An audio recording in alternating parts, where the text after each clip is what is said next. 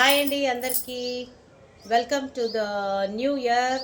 Lots of wishes, lots of happiness and good health, prosperity అన్నీ కూడా ఉండాలని కోరుకుంటూ ఈ ఇయర్ స్టార్ట్ చేద్దాము. అండ్ ఇవాళటి స్టోరీ వచ్చేసి మనకు బ్యాంబూ చెట్టు గురించి తెలుసుకుందాం అనమాట. ఆ చెట్టు మనకి ఏం చెప్తుంది అనేది.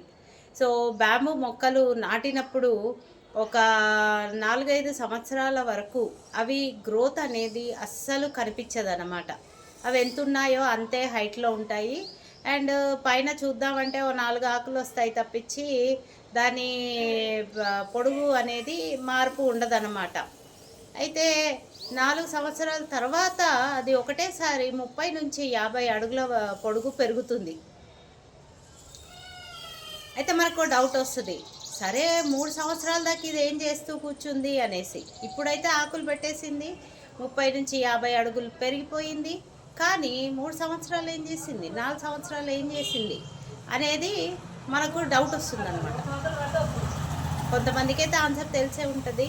సో తెలియని వాళ్ళకి ఏంటంటే ఆ 3 సంవత్సరాలు కూడా అది భూమిలోకి తన వేర్లని పాకిస్తూ ఉందన్నమాట.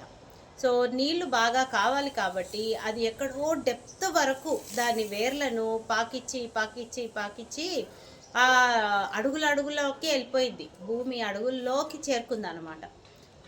ఆ తర్వాత దానికి కావాల్సిన పోషణ, దానికి కావాల్సిన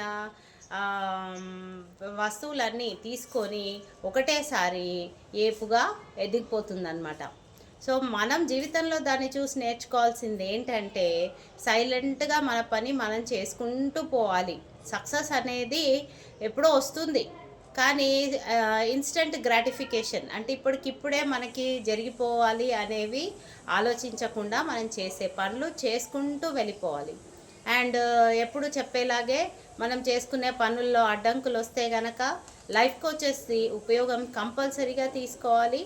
నేనైతే ఎప్పుడు నాలో ఉన్న మైండ్ బ్లాక్స్ అన్నీ నేను గుర్తుపట్టగానే వాటిని ఎలా తొలగించుకోవాలి, నా గ్రోత్కి అడ్డం వచ్చేవి ఏంటో తీసేయాలనే వాటిపైన చక్కగా వర్క్ చేస్తూ ఉంటాను.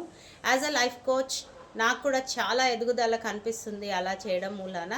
మీరు కూడా కంపల్సరీగా మీ మైండ్ బ్లాక్స్ ఏంటి, గ్రోత్కి అడ్డం వచ్చేవి ఏంటి అని తెలుసుకొని వాటిని నిర్మూలించుకోండి. అండ్ మంచి గ్రోత్ అండ్ ప్రాస్పెరిటీ తెచ్చుకోండి. Bye all of you.